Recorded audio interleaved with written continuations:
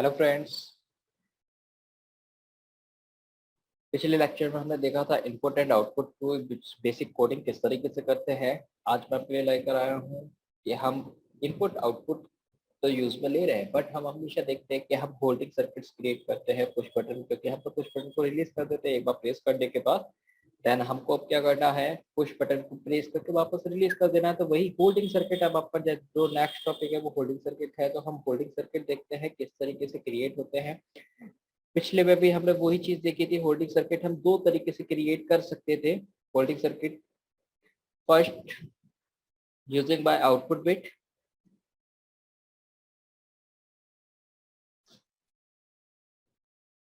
सबसे पहले हम यही देखेंगे using by output bit. Then इसके बाद हम देखेंगे सेकंड पे using by memory bit.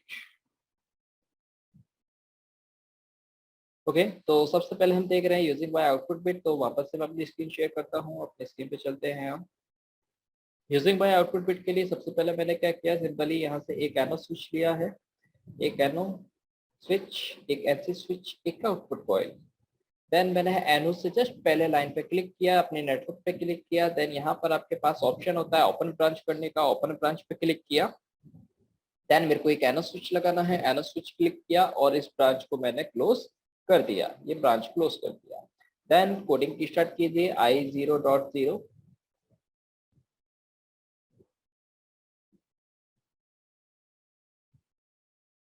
I0.1, Q0.0 and Q0.0। Same coding रहेगी आउटपुट के एनो की, जैसे पिछले में था वैसे ही सेम एज इट इज है, कुछ चेंजेस नहीं होते हैं ज़्यादा। डाउनलोड किया प्रोग्राम को, देन रन प्रोग्राम पे आए हम, सिमुलेटर को ऑन किया, रन प्रोग्राम। रन प्रोग्राम करने के बाद मैंने जैसे ही बटन को जीरो को प्रेस किया, जीरो ऑन, आउटपुट ऑन हुआ आपका, वापस से रिलीज कर दिया। आपका कॉन्टिन्यूसली अभी भी चलता रहेगा, कब तक, जब तक कि हम इसे इनपुट स्विच नंबर 1 से बंद ना कर दे, यानी आपके स्टॉप स्विच से आप इसे बंद ना कर दे, तब तक आपका सर्किट आपका चलता रहेगा। Force on, force of and force on and force on, इस तरीके से स्टार्ट स्टॉप हम कर सकते हैं। और ये आपका इनपुट आउटपुट का इस तरीके से आपका ये वर्क प्रॉपर्ली वर्क करता है। ठीक है, वापस से स्टॉप मोड पे आते हैं, एडिटिंग मोड पे आते हैं। हम वापस एडिटिंग मोड पे आ चुके हैं। अब एडिटिंग मोड पे आने के बाद अब हम बात करते हैं कि यूजिंग बाय मेमोरी बिट हम किस तरीके से वर्क इस पे करें। अब जब भी हम यूजिंग बाय मेमोरी बिट की बात करते हैं, यूजिंग बाय मेमोरी बिट से आप पहले आपको इसका मेमोरी मैनेजमेंट इसमें समझ लेना बहुत जरूरी है, क्योंकि इसमें जो मेमोरी मैनेजमेंट होता है वो थोड़ा सा अलग तरीके से वर्कआउट होता है। ठीक है, तो हम सब पहले इसके अंदर क्या देखेंगे, मेमोरी मैनेजमेंट किस तरीके से आपका इसमें वर्क होता है।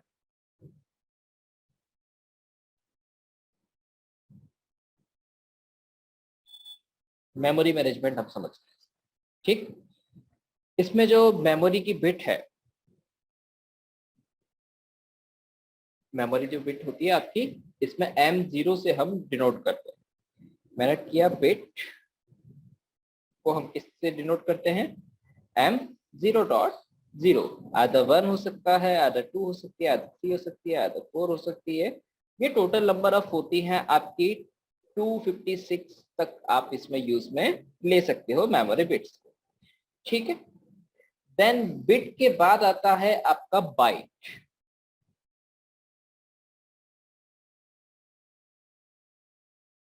बाइट में क्या होता है, आपकी जो कोडिंग होती है वो होती है MB0, MB0.0।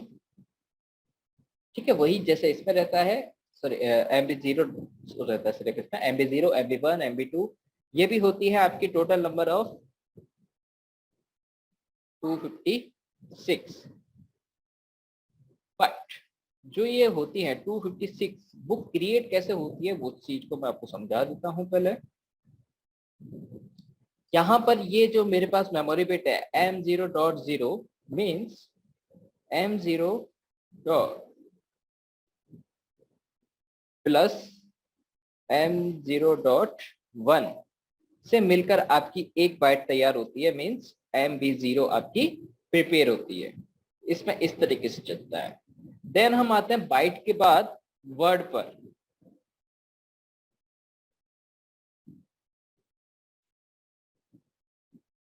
वर्ड को हम डिनोट करते हैं MW0 से।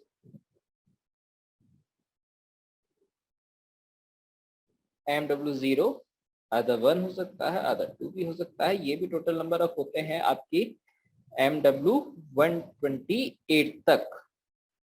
ओके, अब इसमें किस तरीके से चलता है आपका, इसमें 2 बाइट मिलकर आपकी एक वर्ड फाइल क्रिएट करते हैं, means MB0 plus MB1 equal to आपका होता है MW0। ठीक है, इसमें MW0, इसमें जो कोडिंग चलती है वो 0, 2, 4, 6, 8 इस तरीके से चलती है। MW0 इसमें 1 नहीं आएगा, फिर आपका ये 1 नहीं होता है इसके अंदर। ठीक है, 2 देन 4 देन 6 इस तरीके से आपका ये होता है। तो इस पे इस तरीके से चलता है MB0 plus MB1 equal to MW0। Then अगर मैं बात करूं वापस से MB2 plus MB3 equal to MW2, तो मेमोरी वर्ड फाइल आपकी इस तरीके से क्रिएट होगी। ठीक है, फिर इसके बाद इसमें आती है आपकी फाइल डीवर्ड की। डीवर्ड में क्या होता है, इसकी कोडिंग आपकी होती है MD0 से। MD0 से हम इसको डिनोट करते हैं और ये टोटल नंबर ऑफ होती है आपकी MD64।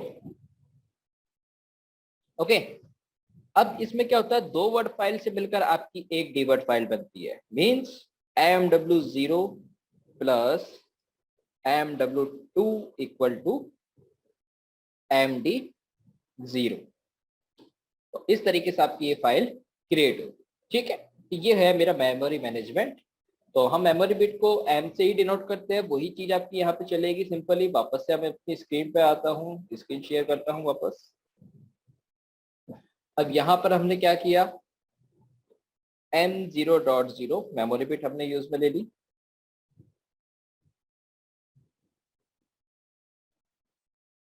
अब इस मेमोरी बिट से आपको आउटपुट चलाने के लिए एक न्यू नेटवर्क लेना पड़ेगा। ये मैंने यहाँ से न्यू नेटवर्क पर क्लिक किया।